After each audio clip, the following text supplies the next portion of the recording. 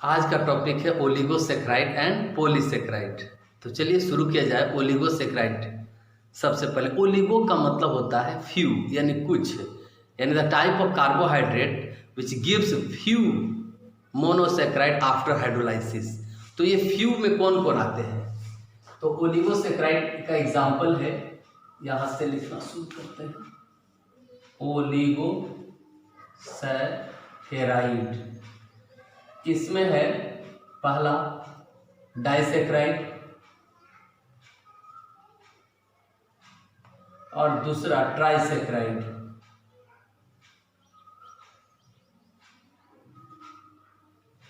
तो अब देखते हैं पहले डाइसेक्राइड। तो डाइसेक्राइड में एग्जाम्पल के तौर पर हम लोग पढ़ेंगे माल्टोज, लैक्टोज, सुक्रोज। देखिए माल्टोज, लैक्टोज और सुक्रोज। और इसमें हम लोग पढ़ेंगे रैफिनोज, कॉटन सीड में मिलता है माल्टोज। इसको अगर हम हाइड्रोलाइज करते हैं तो मिलता है ग्लूकोज प्लस ग्लूकोज, यानी 2 ग्लूकोज मिलेगा। अगर हम लैक्टोज का करते हैं तो गैलैक्टोज प्लस ग्लूकोज। अगर हम सुक्रोज का करते हैं तो फ्रुक्टोज प्लस ग्लूकोज। अगर हम रैफिनोज को हाइड्रोलाइज कर रहे हैं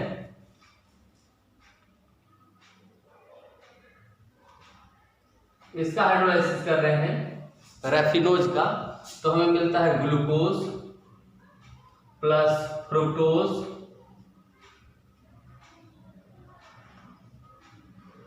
प्लस गैलैक्टोज।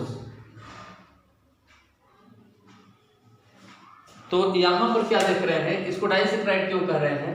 क्योंकि इसको हम हाइड्रोलाइज कर रहे हैं, तो हाइड्रोलाइज करने के बाद मिल रहा है माल्टोज को ग्लूकोज और ग्लूकोज, यानी 2 ग्लूकोज मिल रहा है माल्टोज से, एक माल्टोज से। लैक्टोज, इससे गैलैक्टोज और ग्लूकोज मिल रहा है, 2 मोनोसेक्राइड मिल रहा है।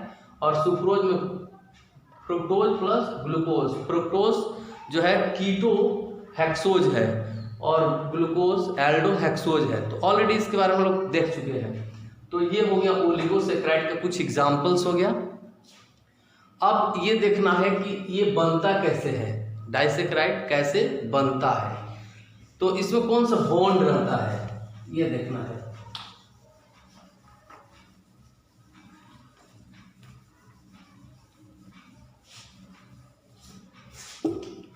डाइसेक्राइड कैसे बनता है इसको देखना है।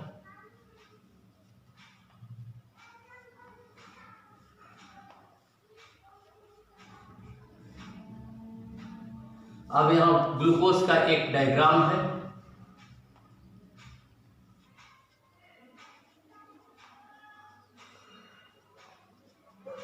एक ग्लूकोज हो गया, एक और ग्लूकोज बनाते हैं।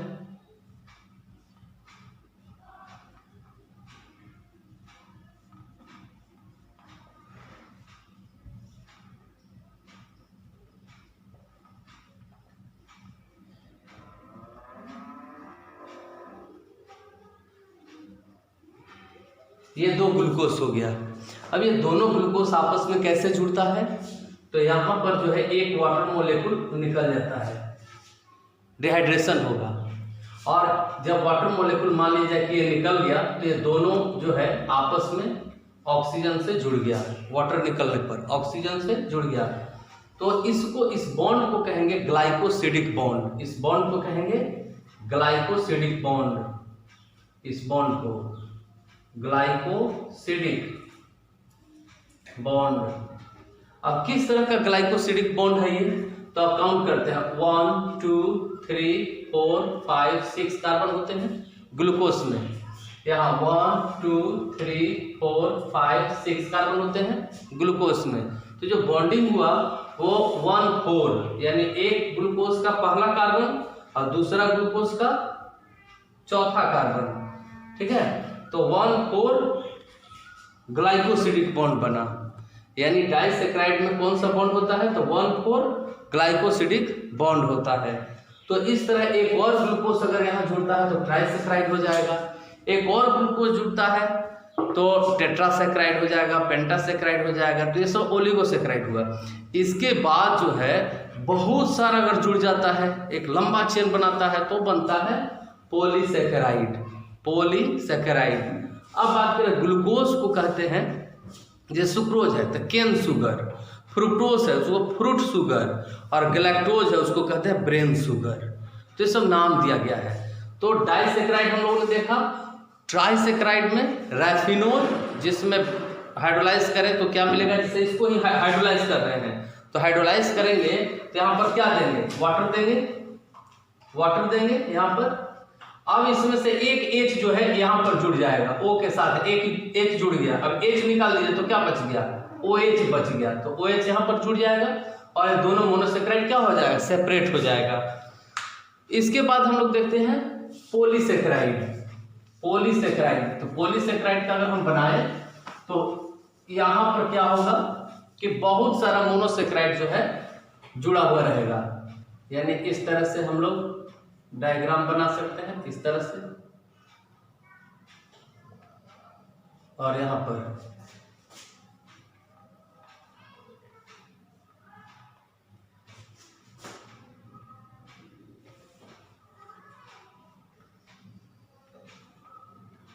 सी देने की कोई जरूरत नहीं है, अंडरस्टूड है ये। अब यहां पर देख रहे हैं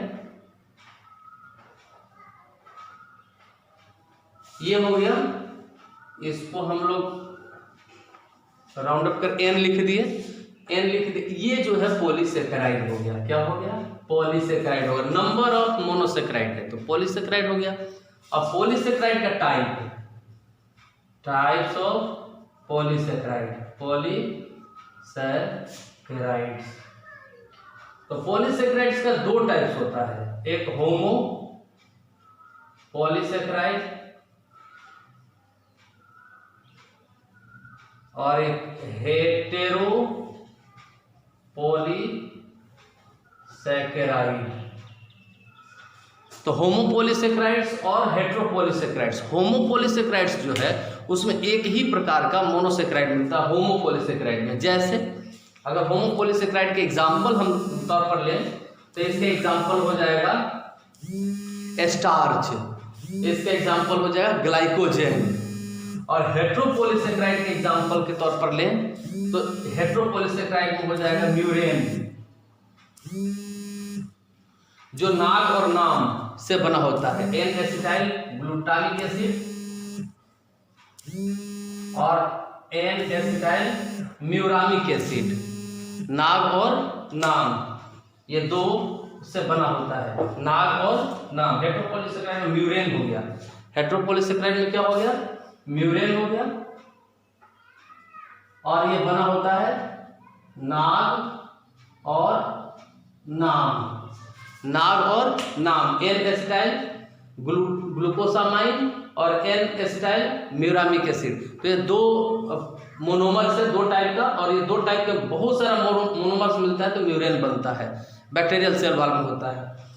इसके बाद हेटेरोपॉलीसैकेराइड में हम लोग देख सकते हैं कि हेटेरोपॉलीसैकेराइड वैसा पॉलीसैकेराइड है जो कि अलग अलग टाइप के मोनोमर से बना होता है, और होमोपॉलीसैकेराइड ऐसा पॉलीसैकेराइड है जो एक ही टाइप के पॉलीमर से बना होता है। अब इसका एग्जांपल हम लोग लें तो ग्लाइकोजेन, स्टार्च, ये सब हो जाएगा। अच्छा, काइटिन भी काइटिन तो हम लोग लिख लिए, काइटिन क्या है, हेटेरोपॉलीसैकेराइड है। Function of carbohydrate. कार्बोहाइड्रेट जो है लिविंग बॉडी के अंदर बहुत इंपॉर्टेंट रोल प्ले करता है। अब इसको पॉइंट वाइज हम लोग देखेंगे कि किस प्रकार कार्बोहाइड्रेट जो है लिविंग बॉडी के अंदर काम करता है। पहले तो रिजर्व फूड के रूप में, यानी कार्बोहाइड्रेट जो है वो रिजर्व फूड के रूप में, जैसे ग्लाइकोजेन हम लोग के लीवर में रहता है, और इमरजेंसी सिचुएशन में ये जो है एनर्जी प्रोवाइड करता है, ग्लूकोज में टूट करके ब्लड शुगर के लेवल को मेंटेन रखता है। सेकेंड नंबर है पेप्टिडोग्लाइकेन। पेप्टिडोग्लाइकेन जो है उसको म्यूरेन भी कहते हैं। ये स्ट्रक्चरल कंपोनेंट है बैक्टीरियल सेल का। सेल वाल जो है बैक्टीरियल सेल का जो सेल वाल है वो बना होता है पेप्टिडोग्लाइकेन से। फिर सेलुलोज, प्लांट सेल जो है उसका जो सेल वाल है वो सेलुलोज से बना होता है, ये भी स्ट्रक्चरल कंपोनेंट है। काइटिन, फंगल सेल का सेल वाल जो है काइटिन से बना होता है, ये भी स्ट्रक्चरल है। इसके बाद हम देखते हैं सेलुलोज स्ट्रक्चरल एलिमेंट हो गया। सेलुलोज कमर्शियल प्रोडक्ट के रूप में, जैसे टिम्बर है तो टिम्बर किससे बना होता है, सेलुलोज से बना होता है, तो ये इसका कमर्शियल यूटिलाइजेशन है। काइटिन हम लोग देखते हैं cell wall of fungi. Cement, cement का मतलब कि एडहेरिंग में मदद करता है, तो एडहेरिंग में मदद करता पेक्टिन है और हाइलुरोनिक एसिड है, हाइलुरोनिक एसिड। पेक्टिन जो है प्लांट में, प्लांट सेल को एडहेरिंग में हेल्प करता है, सीमेंटिंग यानी दोनों को अटैच करके रखता है नेबरिंग सेल को। और उसी तरह हाइलुरोनिक एसिड जो है आप लोग पढ़ोगे कि एक जो है उसके चारों तरफ जो ग्रैनुलोसा सेल है वो आपस में जुड़ा रहता है, सीमेंटेड रहता है by the help of hyaluronic acid. जो स्पर्म का जो एक्रोसोम है वो हाइलुरोनाइडेज सिक्रीट करके उसको सेपरेट करता है और एंट्री पाथवे बनाता है। इसके बाद हम लोग देखते हैं म्यूकस। म्यूकस जो है ये म्यूकस जो है म्यूकोप्रोटीन एक तरह से, ये म्यूकस बहुत ही इंपॉर्टेंट रोल प्ले करता है। जैसे स्टोमक का इनर लाइनिंग जो है म्यूकस से होता है, जिससे कि HCl या फिर जो इंजाइम्स है उसके हार्मफुल जो प्रभाव है, जैसे हम लोग मांस खाते हैं वो डाइजेस्ट हो जाता है और पूरा बॉडी जो है उसी चीज़ से बना होता है, सेल से, मांस से ही बना होता है, बट वो डाइजेस्ट नहीं होता है क्योंकि ये म्यूकस का जो लेयर है उसको प्रोटेक्ट करता है। इसके बाद देखते हैं वायरल ग्लाइकोप्रोटीन। वायरस जो होता है उसका जो कोट होता है वो ग्लाइकोप्रोटीन से बना होता है और उसके अंदर जो है कोट के अंदर जो है जेनेटिक मटेरियल रहता है, RNA या DNA। RNA रहेगा तो रेट्रोवायरस, अगर DNA रहता है तो उस वायरस को कहेंगे डीऑक्सी वायरस। इसके बाद हम देखते हैं ग्लाइकोकैलिक्स। ग्लाइकोकैलिक्स जो है ये सेल जो है एनिमल सेल का जो सेल मेम्ब्रेन है उसके ऊपर रहता है, ग्लाइकोप्रोटीन या ग्लाइको लिपिड के रूप में, और ये सेल टू सेल रिकॉग्नाइजेशन में मदद करता है या फिर हिस्टोकम्पैटिबिलिटी इसी के कारण होता है। ब्लड का जो ग्रुप होता है इसी के कारण होता है। इसके बाद हम देखते हैं हिपैरिन। हिपैरिन भी एक तरह का कार्बोहाइड्रेट है जो एंटीकोगुलेंट, एंटीकोगुलेंट का मतलब है कि ब्लड को क्लॉट होने से रोकता है, ब्लड क्लॉटिंग के अगेंस्ट वर्क करता है हिपैरिन। इसके बाद है केराटोसल्फेट, ये भी म्यूकोपॉलीसेक्राइड है, तो ये केराटिनोसल्फेट जो म्यूकोपॉलीसेक्राइड है और ये फ्लेक्सिबिलिटी प्रोवाइड करता है, ये प्रोवाइड करता है फ्लेक्सिबिलिटी। कॉर्निया जो है ना, कॉर्निया उसके फ्लेक्सिबिलिटी प्रोवाइड करता है, नाम है केराटोसल्फेट। काम क्या करता है तो गिव फ्लेक्सिबिलिटी ऑफ कॉर्निया। इसके बाद है कमर्शियल म्यूकोपॉलीसेक्राइड पेक्टिन, जैसे एगर, एगर जो है ब्राउन एल्गी से मिलता है, काराजीन, काराजीन जो है रेड एल्गी से मिलता है, तो ये सब क्या है तो कमर्शियल म्यूकोपॉलीसेक्राइड है ना। ये पेक्टिन किससे मिलता है, जो पेक्टिन एग्जांपल है, एगर है, समझे ना, एगर है, काराजीन है, ये सब जो है कमर्शियल रूप में यूज होता है। तो यहां पर हम लोग देखें कि फंक्शंस जो है कार्बोहाइड्रेट का क्या है।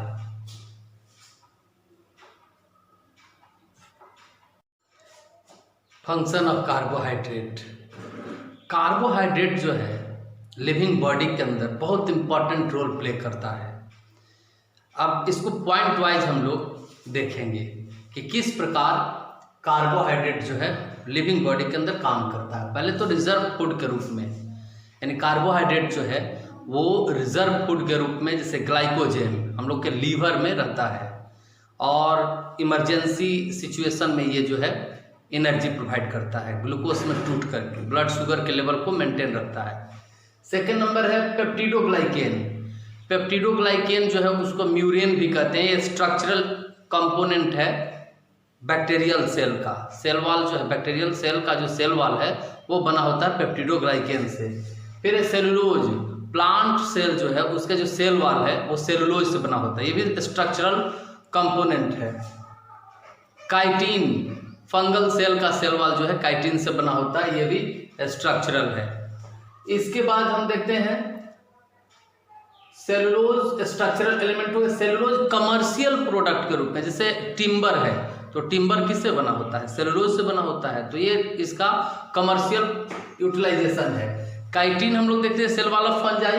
सीमेंट, सीमेंट का मतलब कि एडहेरिंग में मदद करता है, तो एडहेरिंग में मदद करता पैक्टिन है और हाइलुरोनिक एसिड है, हाइलुरोनिक एसिड। पैक्टिन जो है प्लांट में, प्लांट सेल को एडहेरिंग में हेल्प करता है, सीमेंटिंग यानी दोनों को अटैच करके रखता है नेबरिंग सेल को। और उसी तरह हाइलुरोनिक एसिड जो है आप लोग पढ़ोगे कि एक जो है उसके चारों तरफ जो ग्रैनुलोसा सेल है वो आपस में जुड़ा रहता है, सीमेंटेड रहता है by the help of hyaluronic acid. जो स्पर्म का जो एक्रोसोम है वो हाइलुरोनाइडेज सिक्रीट करके उसको सेपरेट करता है और इंट्री पाथवे बनाता है। इसके बाद हम लोग देखते हैं म्यूकस। म्यूकस जो है ये म्यूकस जो है म्यूकोप्रोटीन एक तरह से, ये म्यूकस बहुत ही इंपॉर्टेंट रोल प्ले करता है। जैसे स्टोमक का इनर लाइनिंग जो है म्यूकस से होता है, जिससे कि HCl या फिर जो इंजाइम्स है उसके हार्मफुल जो प्रभाव है, जैसे हम लोग मांस खाते हैं वो डाइजेस्ट हो जाता है और पूरा बॉडी जो है उसी चीज़ से बना होता है, सेल से, मांस से ही बना होता है, बट वो डाइजेस्ट नहीं होता है क्योंकि ये म्यूकस का जो लेयर है उसको प्रोटेक्ट करता है। इसके बाद देखते हैं वायरल ग्लाइकोप्रोटीन। वायरस जो होता है उसका जो कोट होता है वो ग्लाइकोप्रोटीन से बना होता है और उसके अंदर जो है कोट के अंदर जो है जेनेटिक मटेरियल रहता है, RNA या DNA। RNA रहेगा तो रेट्रोवायरस, अगर DNA रहता है तो उस वायरस को कहेंगे डीऑक्सी वायरस। इसके बाद हम देखते हैं ग्लाइकोकैलिक्स। ग्लाइकोकैलिक्स जो है ये सेल जो है एनिमल सेल का जो सेल मेम्ब्रेन है उसके ऊपर रहता है, ग्लाइको प्रोटीन या ग्लाइको लिपिड के रूप में, और ये सेल टू सेल रिकॉग्नाइजेशन में मदद करता है। या फिर हिस्टोकम्पैटिबिलिटी इसी के कारण होता है, ब्लड का जो ग्रुप होता है इसी के कारण होता है। इसके बाद हम देखते हैं हिपैरिन। हिपैरिन भी एक तरह का कार्बोहाइड्रेट है जो एंटीकोगुलेंट, एंटीकोगुलेंट का मतलब है कि ब्लड को क्लॉट होने से रोकता है, ब्लड क्लॉटिंग के अगेंस्ट वर्क करता है हिपैरिन। इसके बाद है केराटोसल्फेट, ये भी म्यूकोपॉलीसेक्राइड है, तो ये केराटिनोसल्फेट जो म्यूकोपॉलीसेक्राइड है और ये फ्लेक्सिबिलिटी प्रोवाइड करता है, ये प्रोवाइड करता है फ्लेक्सिबिलिटी। कॉर्निया जो है ना, कॉर्निया, उसके फ्लेक्सिबिलिटी प्रोवाइड करता है, नाम है केराटोसल्फेट। काम क्या करता है? तो गिव फ्लेक्सिबिलिटी ऑफ कॉर्निया। इसके बाद है कमर्शियल म्यूकोपॉलीसेक्राइड पेक्टिन, जैसे एगर जो है ब्राउन एल्गी से मिलता है, काराजीन जो है रेड एल्गी से मिलता है। तो ये सब क्या है? तो कमर्शियल म्यूकोपॉलीसेक्राइड है ना। ये पेक्टिन किससे मिलता है? पेक्टिन एग्जांपल है, एगर है, समझे ना, एगर है, काराजीन है, ये सब जो है कमर्शियल रूप में यूज होता है। तो यहां पर हम लोग देखें कि फंक्शंस जो है कार्बोहाइड्रेट का क्या है।